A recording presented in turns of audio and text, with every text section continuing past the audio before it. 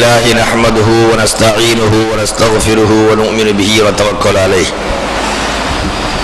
ونعوذ بالله من شرور أنفسنا ومن سيئات أعمالنا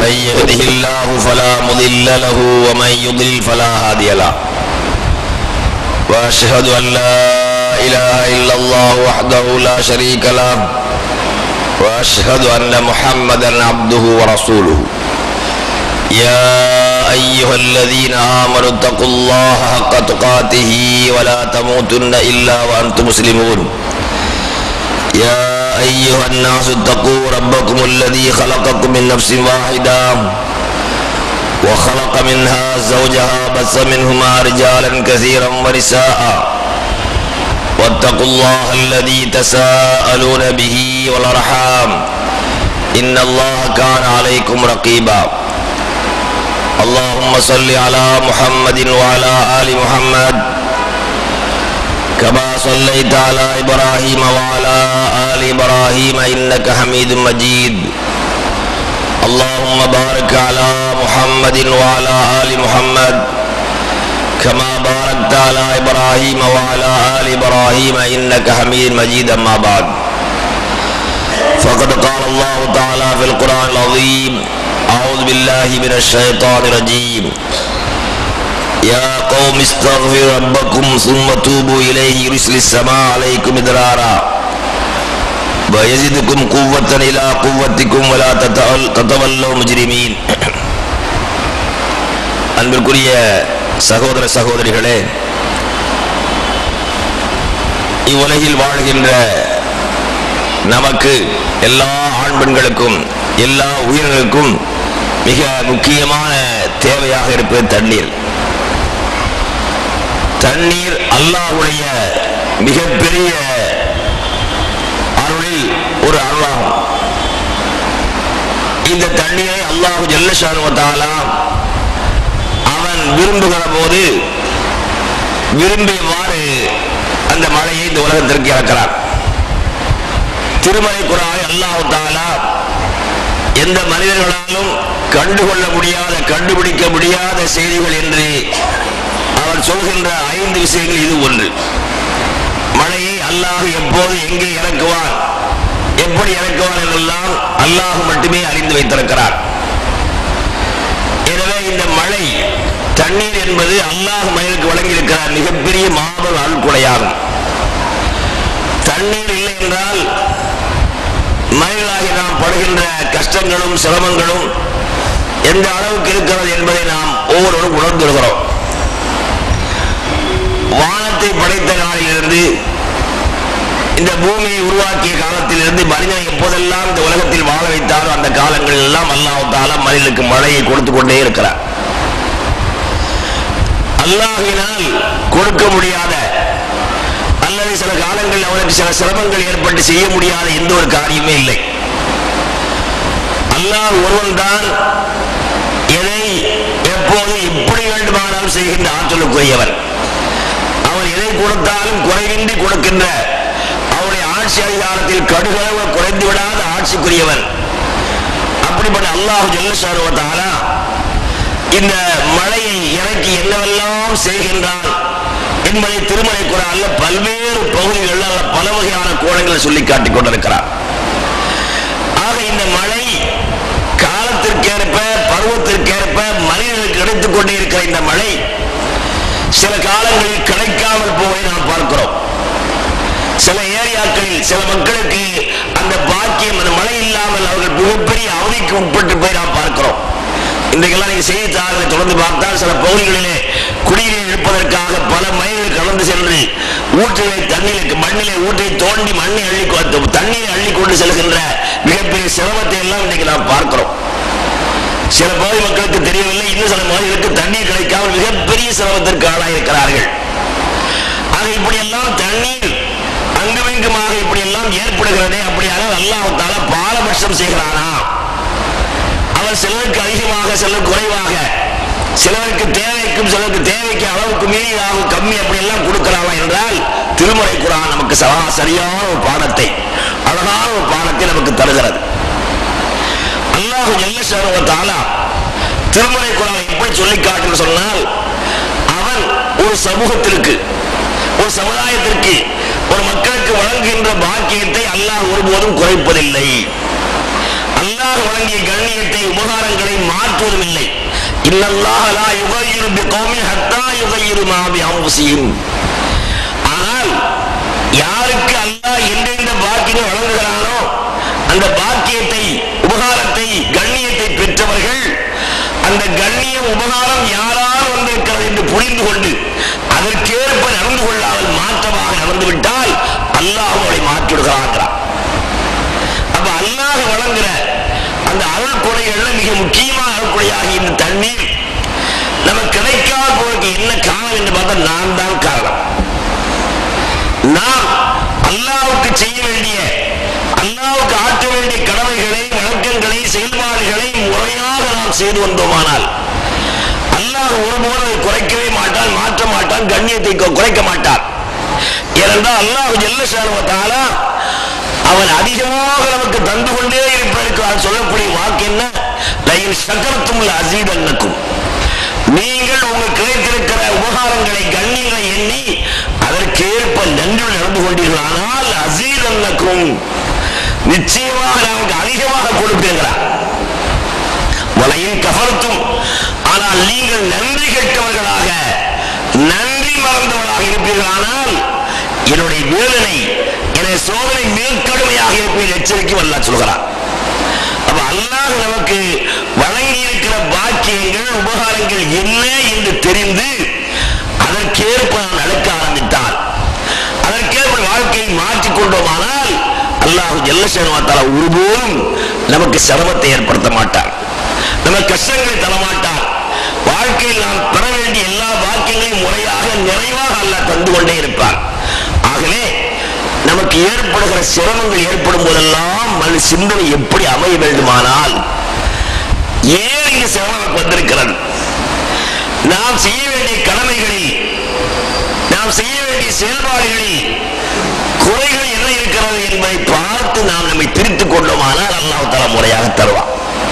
அதான் திருமறை குர்ஆனை படிச்சு பார்த்தா அல்லாஹ் இந்த மக்களுக்கு வழிகாட்டிகளாக, தலைவர்களாக, நேரான பாதை இழுத்துச் செல்வதற்காக எப்போதெல்லாம் அவராகவே ஒரு தூதராக அல்லாஹ் அனுப்பியிருக்கிறானோ, தலைவராக ஏற்படுத்தியிருக்கிறானோ, அல்லாஹ் செய்த நடைமுறை என்ன, அல்லாஹ்வுடைய சுன்னத்து என்ன என்று சொன்னால், ஆதம் அலைஹிஸ்ஸலாம் முதல் நாம் தலைவராக ஏற்றுக்கொண்ட முஹம்மது ஸல்லல்லாஹு அலைஹி வஸல்லம் அவர்கள் வரை அவருடைய நடைமுறை தான் மனிதர்கள் எப்படி இந்த உலகத்திலே வாழ வேண்டும் என்பதற்கான திட்டத்தை அவரே தொகுக்கிறார்.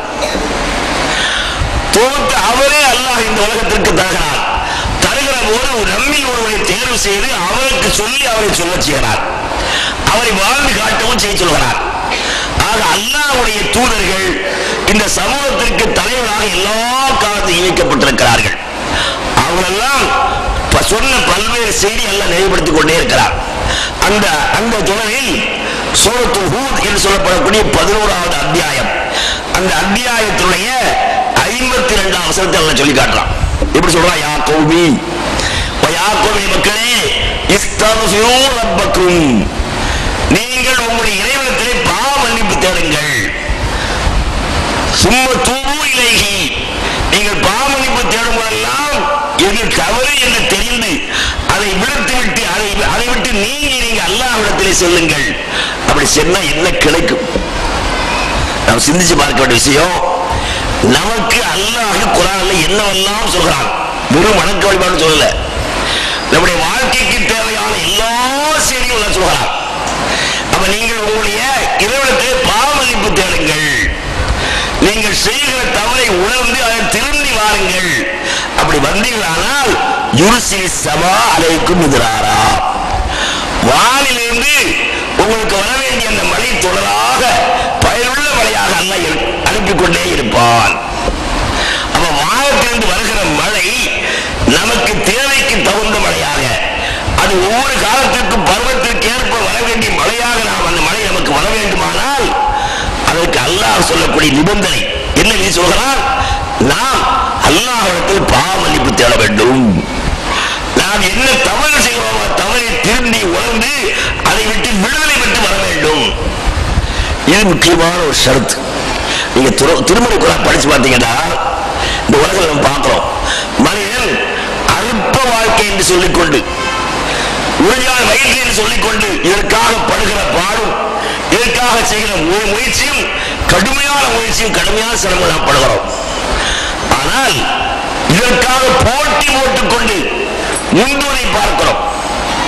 அவன் ஒன்றை செய்தால் அதுக்கு மாற்றமாக நாம் ஒன்றை செய்ய வேண்டும். அவன் 1000 ரூபாய் சம்பாதித்தாலும் 5000 சம்பாதிக்க வேண்டும்.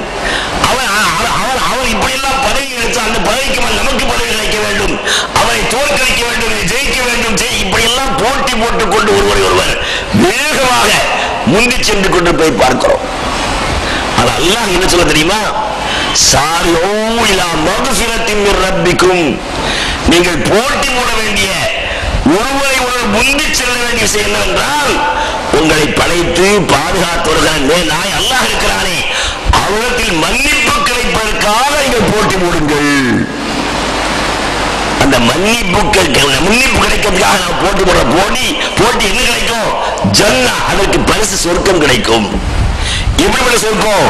அருமுக சமாவாத்து வல்லரும், வானமும் பூமி எவ்வளவு அகல நீளமாக இருக்கிறது அந்த அளவுக்கு பறந்து விரிந்திருக்கிற சொர்க்கம் கிடைக்கும். அதற்காக நீங்கள் போட்டி போடுங்க. அப்ப சொர்க்கம் கிடைப்பதற்கு நிபந்தனை பாவமன்னிப்பு தேடுவதற்காக நாம் முந்திக் கொள்ள வேண்டும், முயற்சி செய்ய வேண்டும். தவறு ஏற்படும் போதெல்லாம் தவறு என்ன என்று தெரிந்து உணர்ந்து அதற்காக நாம் திருந்திக் கொள்ள முயற்சி செய்யணும். இப்படி செய்துட்டா நம்மை தேடி மழை வரும். நமக்கு மழை அல்லாஹ்வால் தரப்படுகிற மழை நிரந்தரமான மழையாக கிடைத்துக் கொண்டிருக்கும்.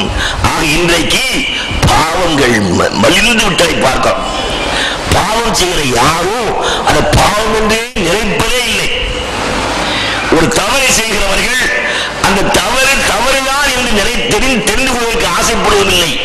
ஒருவேளை தெரிஞ்சுக்கிட்டா கூட அதை திருத்திக் கொள்வதற்கும் முயற்சி இல்லை. நம்ம அடிக்கடி சொல்லிட்டு இருக்கோம், இந்த பள்ளிக்கு ஓரளவு எல்லாரும் விவரம் தெரிஞ்சது வர்றீங்க, ஓரளவு விவரம் தெரிஞ்சாலும் அதிகமாக வர்றீங்க, புதுசாக ஒரு சில நபர் வரலாம். ஆனால் வரக்கூடிய நீங்களே உங்க மனசுல கை வச்சு கொஞ்சம் சொல்லுங்க. இன்னைக்கு வெள்ளிக்கிழமை வந்திருக்கிறீங்களே, எத்தனை பேர் இமாம் மெம்பர்ல ஏறினவர் வந்து சொல்லுங்க. இமாம் மெம்பர்ல ஏறதுக்கு முன்னாடி எத்தனை வந்தீங்க? இதே வேலையை உங்க வியாபாரத்துல, உங்க விவசாயத்துல, உங்க தொழில் நலங்கள்ல, உலகில ஒரு காரியத்துக்கு அறிவிப்பு செய்த அதுக்கு நீங்க போவீங்களா? 8:30 மணிக்கு கண்டிப்பா வரணும்னு சொன்னா 8 மணிக்கு போவீங்க. உங்க தொழிலுக்கு லைசன்ஸ் வேணுமா? 8:15 வரணும். கலெக்டர் ஆபீஸுக்கு தாங்க எங்க சொல்ல சொல்லி என்ன செய்வீங்க? போறான் 9 கூட போவீங்களா? அப்ப நம்மை போன்ற மனிதர்கள் அவர் இயற்றுகின்ற சட்டங்களுக்கு கட்டுப்பட்டு முந்தி செல்கின்ற நாம், நமக்கெல்லாம் முறையான வாழ்க்கையை, மனித வாழ்க்கையை, மிருகத்தனமான வாழ்க்கை வாழ, மனிதனாக வாழ என்கிற வாழ்க்கை படித்திருந்த அந்த தூதர்கள், அவருக்கு படித்துக் கொடுத்த இறைவர் நமக்கு என்ன பாடத்தை சொல்லிக்க தெரிஞ்சுமா? ஒவ்வொரு நாள் இதுதான்.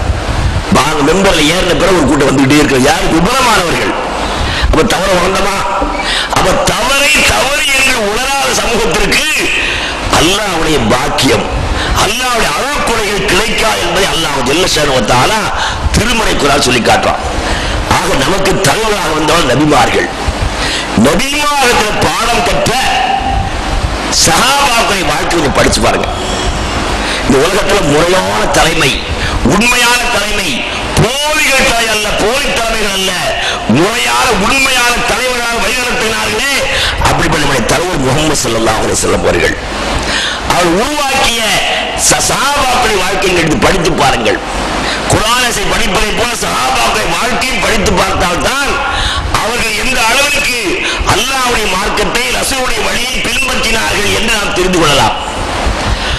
அவர்கள் தவறு என்பதை எப்படி புரிந்து கொண்டார்கள், அந்த தவறுக்காக அதை தவறு திருந்திக் கொள்வதற்காக எடுத்த முயற்சிகள் என்ன?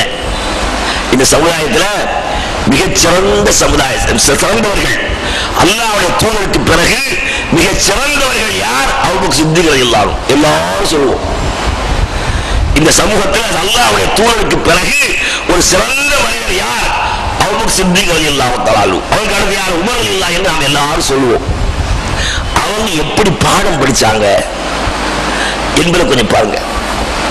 நான் உங்களை அடிக்கடி சொல்லிட்டு இருக்கிறேன். ஏன்னா நாம் எல்லாம் நான் சொல்லும் நானும் திருந்தோம், நம்ம நீங்களும் திருந்தோம். அதுக்காகத்தான் குர்ஆனுக்கு அடுத்தபடியாக சிறந்த புத்தகமா இருக்கிற புகாரி, அதுல தலைப்பு என்ன? கல்வியை தேடுவதற்காக பங்கிட்டுக் கொள்வது. ஒரு நாள் நீ போ, ஒரு நாள் நான் போறேன் படிக்கிறதுக்காக. தொழிற்சேரிக்கு எப்படி போறவோ அது பங்கு அவங்க படிப்பு பங்கு போட்டுட்டாங்க. நீ படிச்சு என்ன சொல்ல, நான் படிச்சு உனக்கு சொல்றேன். இப்படி ஒரு மாசத்துல 15 நாள் ஒரு நாள் படிச்சா ஒரு நாள் வேலைக்கு போவாங்க. அப்ப 15 நாள் வேலைக்கு போறோம், 15 நாளைக்கு படிக்கிறதும். அப்படி இன்னொரு நாள் அவங்க எல்லாம் ஒண்ணும் இல்லாம கையெழுதி உலகத்தில் அலையல. அவர்கள் தான் நாடாளுகின்ற மன்னர்களாக மாறினார்கள். உலகம் போறது என்ற உத்தமர்களாக இன்றைய வரையில் திகழ்கிறார்கள். அப்ப அபூபக்கர் உமர் பத்தி சம்பவத்தை குர்ஆன் ஹதீஸ்களை நாம் படிச்சு பார்க்கிறோம். ஒரு முறை அபூபக்கருக்கு உமர் இல்ல, 2 பேருக்கு சண்டை வந்துச்சு. மனிதன்ற வகையில எல்லாருக்கும் சண்டை வரும், சச்சரவு வரும். அப்படி வந்த உடனே அந்த 2 பேரும் சண்டை முடிஞ்ச பிறகு அபூபக்கர் தான் தான் தவற உணர்றாங்க. இந்த சண்டைக்கு காரணம் நம்ம தான். உணர்ந்து விட்டு அந்த உணர்ந்த பிறகு என்ன செய்யறாங்கன்னா, உமரை பார்த்து, உமரே நான் உங்களை தவற நடந்துக்கிட்டேன், அதற்காக என்னை மன்னித்து விடுங்கள் சொன்னாங்க.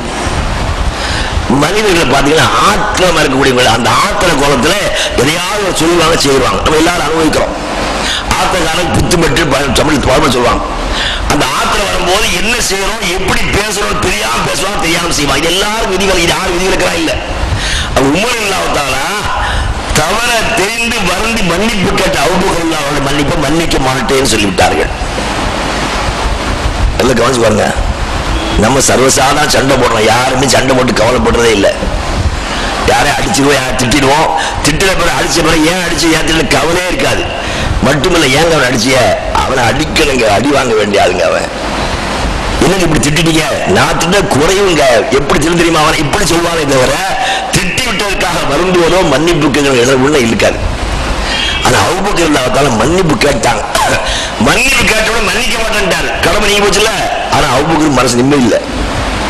உடனே நேரா அல்லாஹ்வுடைய தூதரை நோக்கி வருகிறார்கள். அப்படி வரும்போது அந்த சபையில அபூ தர்தா இருக்கிறாங்க. அவங்க சொல்றாங்க, நான் நபியோட இருந்துட்டு இருந்தேன். வரும்போது ரசூல் சொல்றாங்க, கூட்டாளி என்ன ஒரு மாதிரி வர்றாரு ஆள், என்னமோ சூழல் எங்க முக்கியமா ஏதோ கஷ்டத்தை மாட்டினாலும் போல இருக்கு. வரும்போது தெரியுது எப்படி எல்லாம் தேசம் தூக்கிட்டு வர்றாங்க. சாபம் அப்படி அறிவிப்பாங்க, அந்த முட்டு வரைக்கும் தூக்கிட்டு அப்படி வர்றாங்க. வந்த உடனே ரசூல் சொல்றாங்க, அல்லாஹ்வின் தூதரே பாருங்க சஹாபாக்குடைய வாழ்க்கையை, சுப்ஹானந்த வாழ்க்கையெல்லாம் புரியா சில மடையர்கள் மூடர்கள் சஹாபாக்குடைய கண்ணியத்தை புரியாம போயிட்டுக்கிறான். அப்ப ரசூல் ஸல்லல்லாஹு அலைஹி வஸல்லம் சஹாபாக்கள் என்ன சொல்றாங்க, ரசூலுல்லாஹ் வந்து சொல்ற, அல்லாஹ்வின் தூதரே நானும் உமரும் சண்டையிட்டுக் கொண்டோம், நான் தான் தவறு செய்தேன், தவறுக்காக வருந்தி மன்னிப்பு கேட்டேன், மன்னிக்க முடியாது என்று சொல்லிவிட்டார். எதை முக்கியமான பிரச்சனை சொல்றாங்க பாருங்க. என்னைக்கா நம்ம சொல்லிக்கிறோமா, கொஞ்சம் யோசிங்க. தவறு என்னைக்கா சொல்ல கொஞ்சம் வருத்தப்பட்ட மாட்டேன். ஜும்மாவுக்கு வர சொல்லி சத்தம் போடுறாரு. ஒரு நாளைக்கு ரசூலுல்லாஹ் சொன்னதால சொல்றாரு, அல்லாஹ்வுடைய தூதர் சொன்னா ஜும்மா கிடைக்காத சொல்றாரு. அப்ப ஜும்மா கிடைக்காத எவ்வளவு மோசம், உந்தி போய் யாரும் நினைச்சீங்களா? அப்படி நினைக்கிறாள் வேலை ரொம்ப கம்மி. வெள்ளிக்கிழமை சிறப்பு தெரியாம நம்ம தெரிஞ்சு செய்யாம நம்ம விளைபடுக்கிறோம். அப்படி சொல்ல ரசூலுல்லாஹ் சொல்றாங்க, யக்ஃபிருல்லாஹு லக், அல்லாஹ் உன் பாவத்தை மன்னிப்பாராக. ஒருவருக்கு 3 சொல்லிட்டாங்க. இப்படி இருக்கும்போது உமர் ரலியல்லாஹு தஆலாவுக்கு அந்த ஆத்திரம் தெரிஞ்சிச்சு. ஆனா அவங்க மன்னிப்பு கேட்டா மன்னிக்காம போயிட்டோமே, இது தவறு இல்லை என்று நினைத்து விட்டு அபூபக்கர் தேடி வீட்டுக்கு வருகிறார்கள். அபூபக்கர் வீட்டில் இல்லை.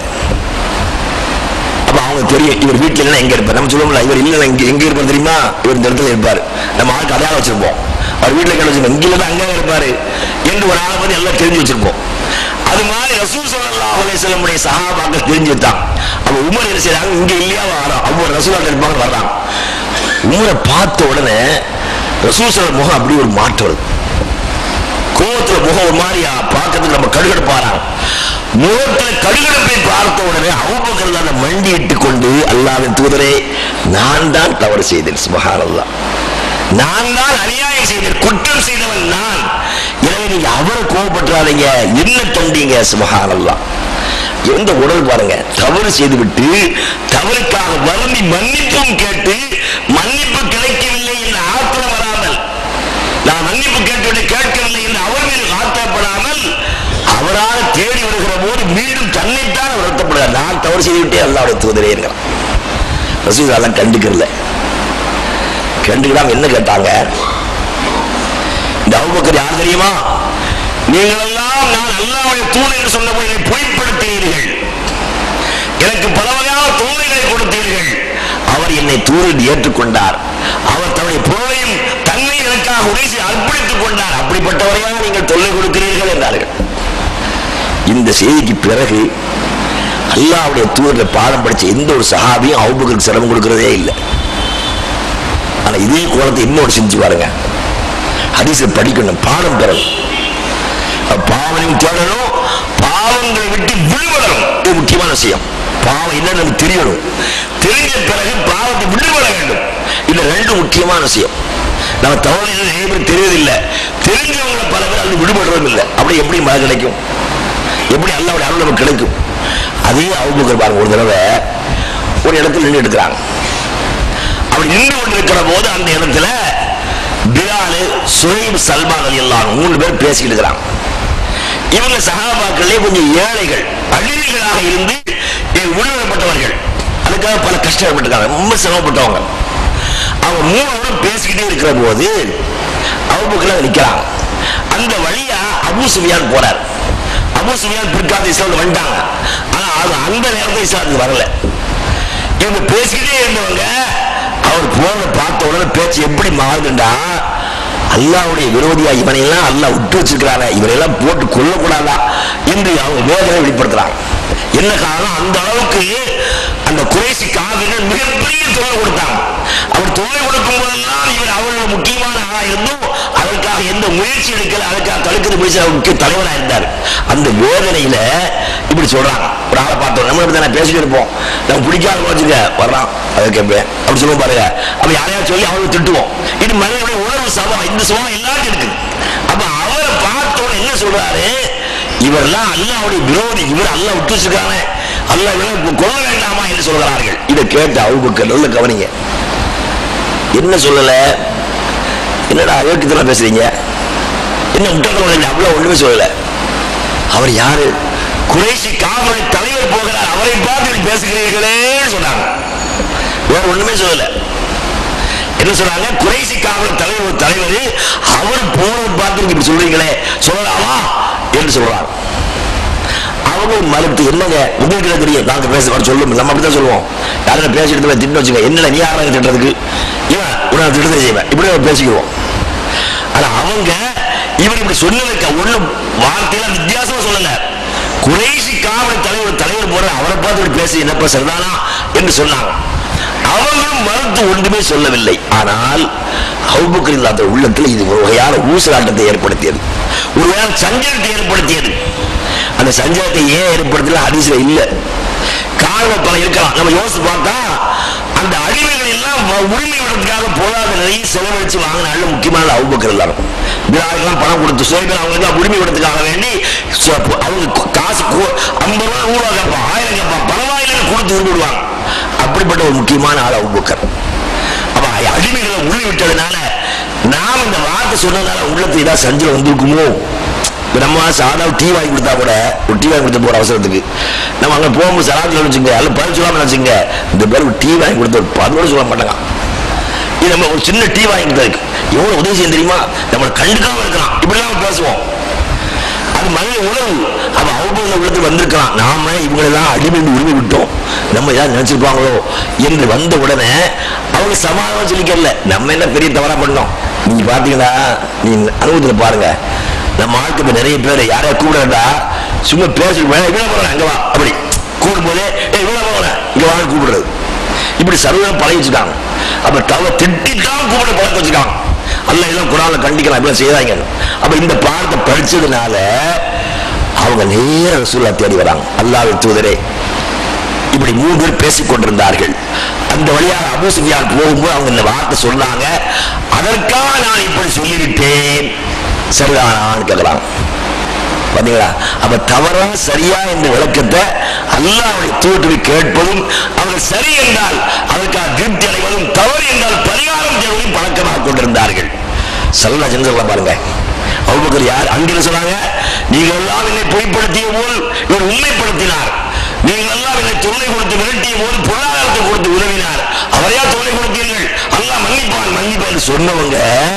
சுப்ஹானல்லாஹ். இதாங்க நம்முடைய தலைவர் இருக்கிறாங்களே முஹம்மது ஸல்லல்லாஹு அலைஹி வஸல்லம் அவர்கள், யாருடைய முகத்தை பார்த்து தீர்ப்பு வழங்குவதில்லை, ஆளை பார்த்து, காலத்தை பார்த்து, சூழ்நிலையை பார்த்தெல்லாம் தீர்ப்பு கொடுப்பது கிடையாது.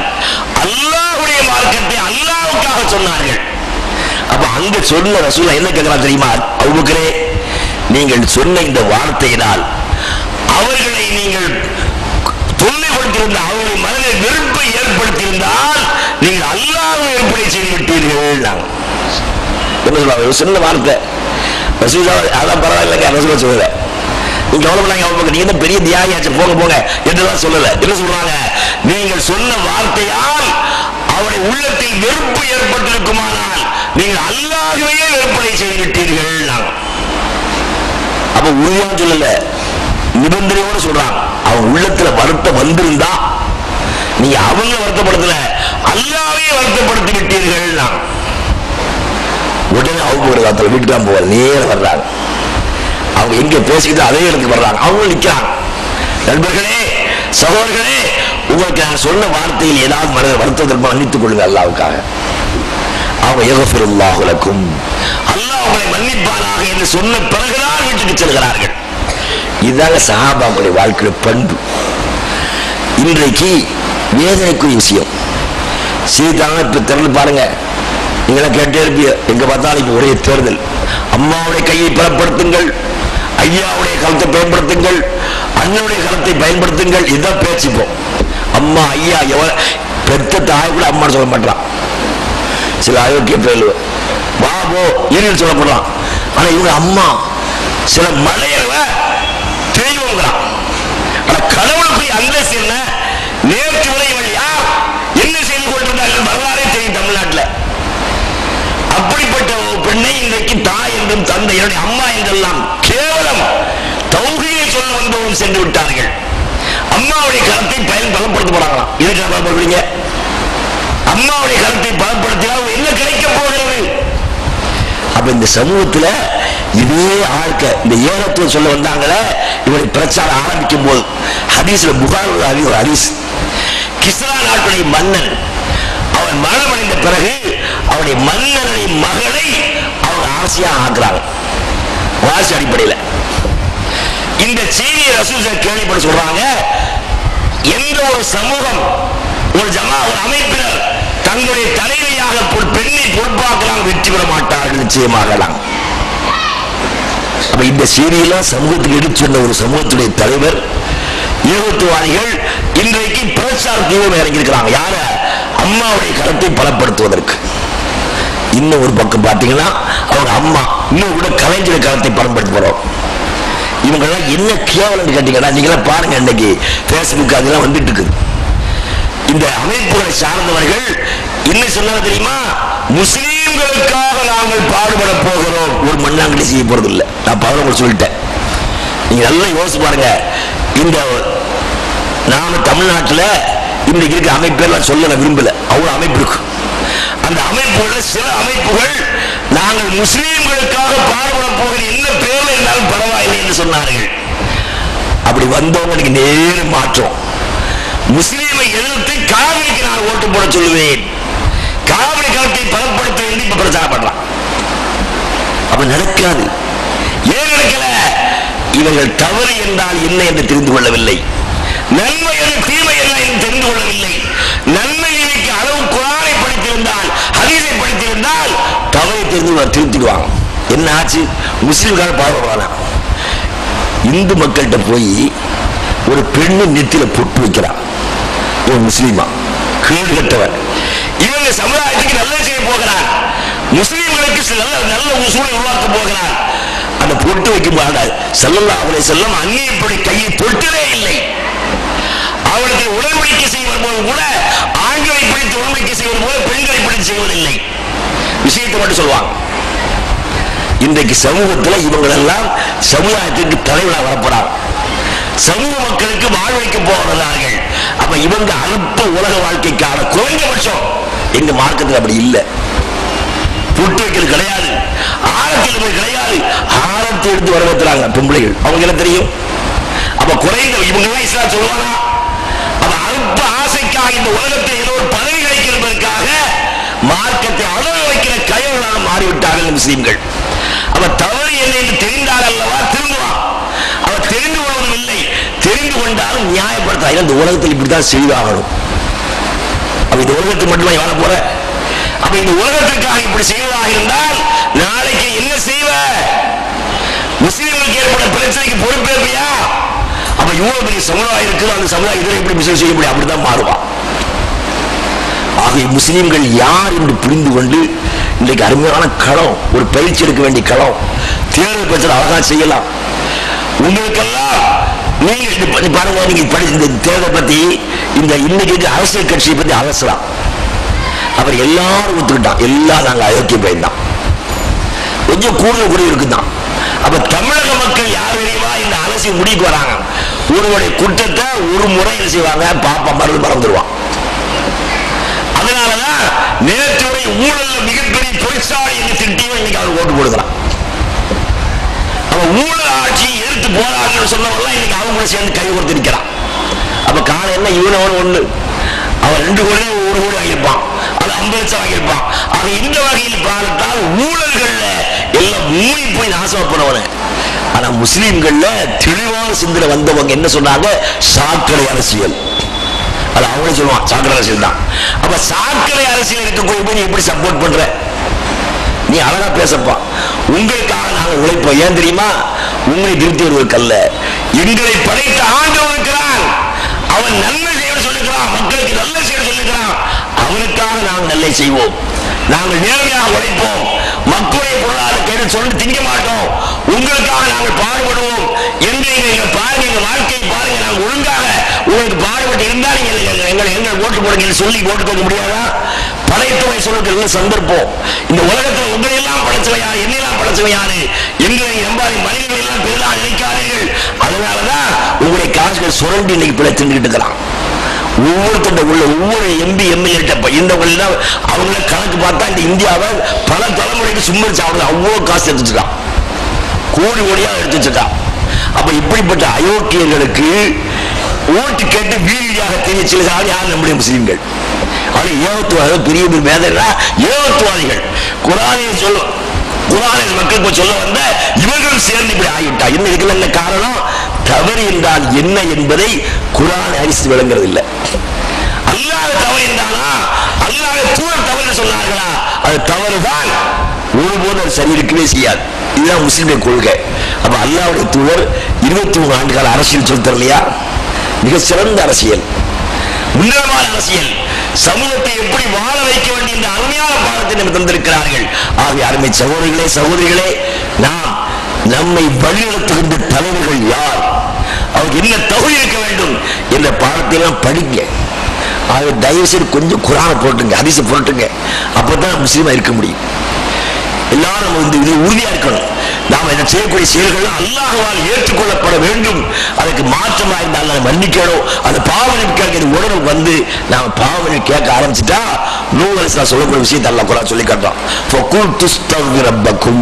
நீங்க ஒரு ரப்பிடத்துல பாவனை தேடுங்க, இன்னஹு கான கஃபாரா, அவன் பாவத்தை மன்னிக்கூடியவனாக இருக்கிறான். யுர்சிலி ஸமாஅலைக்கு மித்ராரா, உங்கள் மீது மழையை பொழிவித்து நிரந்தரமாக தர அல்லாஹ் தஆலா காத்திருக்கிறான். அப்ப குர்ஆனை படிச்சு பார்த்தா நம்ம கிடைக்க வேண்டிய பாக்கியங்கள் எங்க முட்டுமொத்தமா இருக்குது. பாக்கியம் கிடைக்காம போறதுக்கு என்ன காரணம் அல்லாஹ் சொல்றான். ஒரு சமூகத்துக்கு அல்லாஹ்வுடைய உதவி, இந்த உலகத்துல கண்ணியமாக வாழ்வதற்கான தேவையான எல்லா பொருளும் கிடைக்காம போவதற்கான நம்முடைய தவறுகள். எல்லா பாக்கியம் கிடைப்பதற்கு மூல காரணம் அல்லாஹ்வால் நம்முடைய பாவங்கள் மன்னிக்கப்படுவது. பாவம் மன்னிக்கப்பட்டுட்டா முறையாக மழை வரும். முறையாக வருகின்ற மழை மூலமாக முறையாக பயிர்கள் விளையும், பூமியிலிருந்து தாவரங்கள் முறையாக கிடைக்கும். அல்லாஹ் இறக்கி அல்லாஹ் முளைக்கும் சொல்றான். செத்து போன பிறகு, காஞ்சி கருகி போன பிறகு கூட என்னால் அந்த பூமியை உயிர்ப்பிக்க முடியல சொல்றான். அப்ப அல்லாஹ்வுடைய ஆற்றலை புரிந்து அல்லாஹ்வுடைய வல்லமை கொஞ்சம் தயவு செய்து முயற்சி செய்யணும். முஸ்லிம்கள் ஏதோ வாழ்ந்த போன இல்லாம, ஏதோ தூரம் போன இல்லாம நம்மை ஆளுவதற்கு, நாம் இந்த உலகத்தில் அரசியல் வாழ்க்கை ஈடுபடுவதற்கு இஸ்லாம் என்ன சொல்கிறது, குர்ஆன் என்ன சொல்கிறது என்று சிந்திச்சு அதை செயல்படுத்தணும் முயற்சி நம்ம எடுத்தா அந்த முயற்சிக்கு நிச்சயமா அல்லாஹ்வுடைய உதவி கிடைக்கும். அப்ப குர்ஆன் அரசியல் வர இல்லைன்னு விளங்கிட்டோம். அப்ப குர்ஆன் அரசியல் சொல்லல, இந்த அரசியல் சொல்லல இந்த நாட்டில் இருக்கக்கூடிய இவர்கள் தான் சொல்ல வேண்டும், இவர்கள் பின்னால் தான் போக வேண்டும் என்ற அளவுக்கு இந்த சமுதாயம் போயிடுச்சு. அதனால் நாம உயர்ந்த கொள்கைக்கு சொந்தக்காரர்கள், மிக உன்னதமான நூலுக்கு வேதத்துக்கு சொந்தக்காரர்கள், மிக உயர்ந்த உன்னதமான மிகப்பெரிய சக்தி அல்லாஹ்வுக்கு சொந்தக்காரர்கள். ஆகவே நான் அந்த அடிப்படையில வரக்கூடிய காலங்கள்ல நீ கொஞ்சம் யோசிச்சு பாருங்க. மதுரைக்கு ஒரு ஆள் வரலாம், எவனாகட்டும், மதுரைக்கு முஸ்லிம்களுக்கு நாங்க நல்ல செய்தி நினைக்கிறோம். யாரை சந்திக்க கேட்டா யாரைய கை காட்ட முடியுமாங்க? யாராவது சொல்ல முடியுமா? அப்ப முஸ்லிம்கள் இன்ன ஆளை போய் பாருங்க, அவர் சொன்ன எல்லாம் கேட்போல் வார்த்தை இருந்தா அது எவ்வளவு பெரிய மரியாதை, எவ்வளவு பெரிய கண்ணியம். அவர் சொன்ன நாங்க எல்லாம் செய்வோம். இதுதான் இஸ்லாமிய தலைமை. அப்படி ஒரு தலைமை உருவாக்க நம்ம எல்லாம் பாடுபடணும். எந்த விஷயத்தையும் ஜமாத் தலைவர் அவர்கிட்ட ஓட்டு கேட்க வந்தா கூட ஒரு கற்பனையா சொல்றேன். இன்னைக்கு யாரை பார்த்தா பிஜேபியோட பார்த்தா ஒரு முஸ்லீம் இருக்கிறான். அவன் முஸ்லீம்களை பேர்ல எல்லா கட்சி இருக்கிறான். அப்ப எங்கள்கிட்ட 4 பேர் இருக்கிறான், தலையாட்டிகள் வச்சுட்டு இருக்கிறான். அப்ப அப்படிப்பட்டவன் தான் இன்னைக்கு முஸ்லீம்கள் பேர்ல இருக்கிறான். அப்ப கொஞ்சம் யோசிங்க, என்ன அமைப்பாளர் எந்த கட்சிக்காரன் வந்தாலும் எங்கள ஒண்ணு கேட்க வேண்டிய அவசியம் இல்லை. அந்த தலைவர்கிட்ட சொல்லுங்க, ஒரு தலைவர் ஆர்டர் பண்ண வச்சுங்க, எப்படி இருக்கும்? அப்ப இஸ்மாயில் சாஹிப் காலத்தாலாம் இருந்துச்சு. முஸ்லிம்கள் சட்டசபையிலையும் பார்லிமெண்ட்லையும் போய் தேர்தலில் போட்டி போடாமலே வெற்றி பெற்ற ஒரு தலைவர் இஸ்மாயில் சாஹிப். அப்படி ஒரு காலம் இருந்துச்சு. அப்ப இன்றைக்கு முஸ்லீம்களாகிய நாம அரசியலும் இல்லை, ஆன்மீகமும் இல்லை, ரெண்டும் கிட்டவளாக இருக்கிறோம். ஏதோ பேருக்கு தூரம் போறமே தவிர தொழிலாளர்கள் கூட முறையான அயல்களை கடமை செய்யக்கூடிய மக்கள்கிட்ட கூட இந்த உணர்வு வரல. ஆகவே தயவு செய்து பல்வேறு முயற்சிகள்ல பல்வேறு ஆலோசனை செய்யும் போதெல்லாம் நம்மை வழிநடத்துகிற தலைவர் எப்படி இருக்க வேண்டிய ஆலோசனை செய்யணும். அதன் மூலமாகத்தான் அல்லாஹ் ஜல்ல ஷானஹு வ தஆலா முறையான வாழ்க்கையை, வெற்றி வாழ்க்கையை தந்திருக்கிறான். ஆகவே அல்லாஹ் ஜல்ல ஷானஹு வ தஆலா நம்முடைய பாவத்தை உணர வைத்து அதற்காக மன்னிப்பு கேட்டு அதற்கான முறையான மழையையும் உலகத்தில் கிடைக்க வேண்டிய பாக்கியம் தரக்கூடிய நல்ல வாய்ப்பல்ல தருவானாக. பாரக்கல்லாஹு லக்கும் பில் குர்ஆன் அலீம்.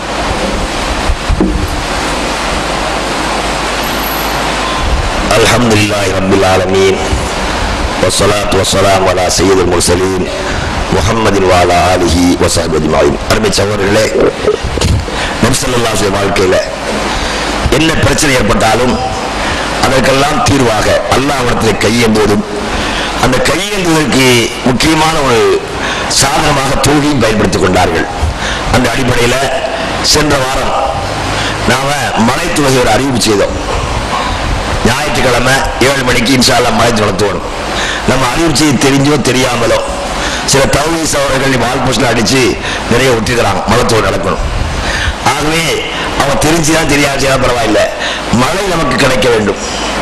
அந்த ஜமா அவங்க இந்த ஹீரோட அது பக்கத்தில் எங்கேயோ ஒரு தொழில் நடத்துறாங்க. சந்தியா ஒரு ஒர்க் ஷாப் இருக்குதான்.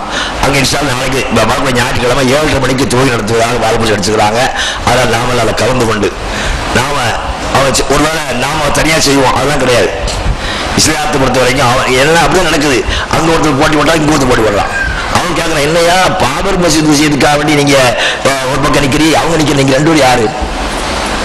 அவன் கேட்கறான். இவங்க ஊர்லன்னா அவங்க இன்னொரு ஊர்ல, அது ஒரே ஊர்ல 2 ஏரியாவில். அப்ப நீங்க என்ன உங்களுக்குள்ள பிரச்சனை இருக்கா? முஸ்லீம்களுக்குள்ள 2 முஸ்லீமா இருக்கிறீங்கன்னு கேட்கலாம். அவன் நினைச்சு நம்மளால ஒண்ணு நம்ம அலை நீ நினைக்கிறது தப்பு, நாங்க பல பேர் இருக்கிறோம். அவன் இப்படி நம்ம காட்டி எடுக்கிறோம், அந்த வகையெல்லாம் கிடையாது. ஆகவே அல்லாஹ்வுடைய மார்க்கத்துல அல்லாஹ்வுடைய இறக்கிய குர்ஆனை உண்மை, அந்த அடிப்படையில நல்லதை யார் செய்ய நம்ம சேர்ந்துக்குவோம். அதனால மழையை உலகத்துறைக்கு அறிவிச்சிருக்கிறாங்க. இன்ஷா அல்லாஹ் ஞாயிற்றுக்கிழமை காலையில் 7:30 மணிக்கு தொழுகைகளை கலந்து கொள்ளுங்க. நபிகள் நாயகம் ஸல்லல்லாஹு அலைஹி வஸல்லம் அவர்கள் தொழுகையின் மூலமாகவும் வச்சிருக்கிறாங்க. ஒரு சந்தர்ப்பத்தில் மிம்பர் நின்று கொண்டிருக்கிற போது பல சஹாபாக்கள் ரசூலுக்கு தொடர்பு மிம்பர் என்று பேசிக்கிட்டு இருக்கிறான். அப்போ ஒரு நபி வருகிறார், அல்லாஹ்வின் தூதரே, மழை பெய்யாமல் நாட்டில் மக்கள் எல்லாம் மிகப்பெரிய தொல்லைக்கு ஆளாக இருக்கிறார்கள், கால்நடைகள் எல்லாம் செத்து மடிகின்றன, வழியறியாமல் மக்கள் எல்லாம் பெரிய சிரமத்துக்கு ஆளாகிவிட்டார்கள், அல்லாஹ்விடத்தில் நீங்களுக்காக துவா செய்யுங்க. ரசூல் ஸல்லல்லாஹு அலைஹி வஸல்லம் துவா செய்ய சொல்லி அவங்க சொல்றாங்க. உடனே அல்லாஹ்வின் தூதர் ஒரு வெள்ளிக்கிழமை நேரம் துவா செய்றாங்க. அல்லாஹும்ம மஸ்கினா கைஸா, 2 கை ஊத்தி, யா அல்லாஹ் எங்களுக்கு மழை தருவாயாக, யா அல்லாஹ் எங்களுக்கு மழை தருவாயாக, யா அல்லாஹ் எங்களுக்கு மழை தருவாயாக. 3 தடவை துவா செய்றாங்க. அந்த துவாவில் என்னெல்லாம் கேட்டாங்க? யா அல்லாஹ் நாங்கள் எல்லாம் ஏழைகள், தேவையுடையவர்கள், நீ மட்டும்தான் தேவையில்லாத செல்வந்தன். அரபில செல்வந்தனுக்கு கமி, தேவையில்லாதவன். ஏழைக்கு ஃபக்கீர், தேவை உள்ளவன் ஃபக்கீர் வார்த்தை. ஏழை யாரும் தேவை, ரொம்ப தேவையான யாரை பெரிய ஏழை அர்த்தம். வசதி வாய்ப்பு கூட கூட பெரிய தேவை கூட்டிகிட்டே போகும். அப்ப தேவை உள்ளவெல்லாம் அல்லாஹ்வுடைய பரவல் ஏழை. அப்ப அல்லாஹ் மட்டும்தான் செல்வந்தன். ரசூலுல்லாஹ் கேட்கிறார், யா அல்லாஹ் நீதான் செல்வந்தன், நாங்கள் எல்லாம் ஏழைகள், உன்னிடத்தில் தேவையாகக்கூடிய தேவையற்ற நீ எங்களுக்கு தேவையான மழையை கூட. அல்லாஹ்வுடைய எவ்வளவு எப்படி அழகா பார்க்கிற, யா அல்லாஹ் அல்லாஹ் வஸ்கினா கைஸன் மரியன் மரியன் ஆஜில் கைர் ஆஜில், யா அல்லாஹ் எங்களை கண் கூட பார்க்கிற மழையை தா. யா அல்லாஹ் நீ தாமதப்படுத்தி விடாதே. நாங்கள் உங்களுக்கு வேண்டிக் கொண்டே இருக்கிற தந்தைகளுக்கு கிருபை செய்வாயாக. அந்த தருகிற மழை பயிருள்ள மழையா தருவாயாக. ஏன் மழை பெஞ்சு பார்க்கிறோம், மழை பெஞ்ச பிறகு பார்த்தா ஊர் அழிஞ்சு போகுது, விவசாயம் அழிஞ்சு போகுது, வழியெல்லாம் அழிஞ்சு போயிடுது, இப்படியும் ஏற்படுகிறது. அப்புறம் நபி கேட்கிறாங்க, எனக்கு மழை வேண்டும், அந்த மழை பயிருள்ள மழையாக இருக்க வேண்டும், அது எங்கள் கண்ணால் பார்க்கப்படுகிற மழையாக இருக்க வேண்டும், தாமதம் இல்லாமல் உடனே இருக்க வேண்டிய அல்லாஹ் மழை கொடுப்பாயாக துவா கேட்கலாம். அல்லாஹ்வுடைய தூதர் கையேந்திர உடனே சஹாபாக்கள் சொல்றாங்க, இதாங்க அல்லாஹ்வுடைய ஆற்றல். மேகத்தை நாங்கள் பார்த்தோம், மழை ஏற்படுவதற்கு எந்த சாத்தியம் இல்லை, மேகமே இல்லை, வானத்தை பார்த்தா மேகமே இல்லை. அப்படிப்பட்ட நிலையில் அல்லாஹ்வுடைய தூதர் துவா செய்தார்கள். துவா செய்துவிட்டு மெம்பர் விட்டு இறங்குவதற்கு முன்பாக வெளியே வரதுக்குள்ள மழை ஆரம்பிச்சு. வெள்ளிக்கிழமை ஆரம்பித்த மழை மறு வெள்ளிக்கிழமை தொடர்ந்து பெய்து கொண்டே இருந்தது. மறுவாரம் ஜும்மாவுக்காக குத்துவா இருக்கும், அவர் மருந்து வர்றாரு. அவரே என்ன வந்தார் சொல்ல, இல்ல வேற யாரோ வந்தார். வந்து அல்லாஹ்வின் தூதரே, அதிகமாக மழை பெய்து இப்போதும் பல கால்நடைகள் அழிந்து போய்விட்டன, பல பேர் பல தொல்லைக்கு ஆளாயிட்டாங்க, ரொம்ப சிரமத்துக்கு ஆளாயிட்டோம். அப்ப அதிகமா பெஞ்ச ரெண்டுமே கஷ்டம். அதிகமாக மழை வந்தாலும் கஷ்டம், அதிகமாக மழை இல்லாமல் இருந்தாலும் கஷ்டம். அப்ப ரசூல் உடனே துவா கரையா உடனே அப்பவும் துவாத்து கேட்டாங்க. பாருங்க, எல்லாத்தையும் அல்லாஹ்விடம் கேட்டாங்க. சுபஹானல்லாஹ், இந்த மனுஷ உலகம் சுபஹா எப்படிப்பட்ட ஆளா பாருங்க. மழை இல்லைனாலும் அவன்கிட்ட போய் நிற்கிறான். குடத்தை கூட பொம்பளை ரோட்டில் வச்சுக்கிட்டு எங்களுக்கு மழை இல்லை, அவன் என்ன செய்வான்? அவன் மழை தரது அதிகாரம் இருக்குதா?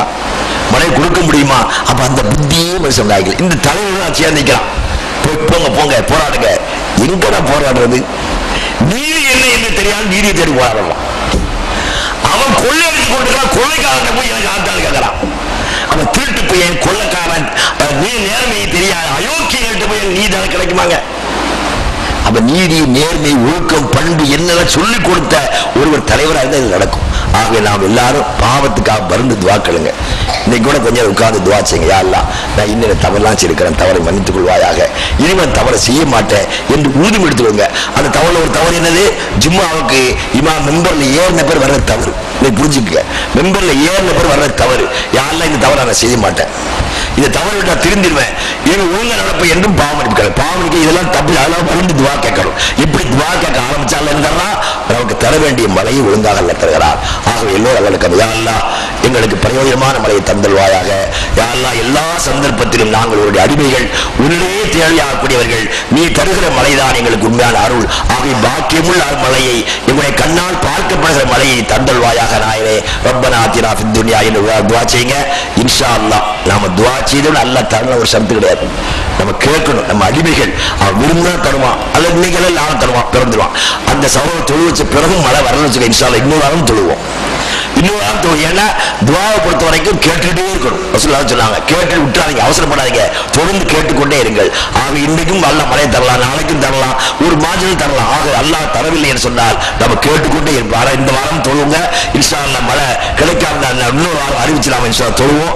ஆக அல்லாஹ்வுடைய அடியார்களாக, அல்லாஹ்வுக்கு கட்டுப்பட்ட மக்களாக வாழ்ந்து அல்லாஹ்வுடைய அன்பையும் ஆதரவை மக்களாக வாழ வேண்டும். யா அல்லாஹ், இந்த உலகத்தில் வாழ்ந்து மரணமடைகின்றவரை உன் மூலமாக எவையெல்லாம் சரியாக என்று தெரிந்து கொண்டு தவறானை புரிந்து அதை தவழ்ந்து மருந்து தெரிந்து மன்னிப்புகள் மக்களை எங்களை ஆக்கியல்வாயாக. நாங்கள் எல்லா தேவையோடு கேட்கக்கூடிய அடியாளங்களை ஆக்கியல்வாயாக. எங்களுக்கு தேவையான நல்ல மழை தந்தல்வாயாக. அதன் மூலமாக வாடி போயிருக்கின்ற கஷ்டப்பட்டு கஷ்டத்தை அகற்றி நீக்குவாயாக. ரப்பனா ஆத்தினா ஃபித் துன்யா ஹஸனா வ ஃபில் ஆখিরাতি வகினா அஸாபன்னார். ரப்பனா தகப்பல் மின்னா இன்னக அன்தஸ் ஸமீஉல் அலீம் வ துப் அலைனா இன்னக அன்தத் தவ்வாபுர் ரஹீம். வ ஆஹிரு தஅவானா அல்ஹம்துலில்லாஹி ரப்பில் ஆலமீன்.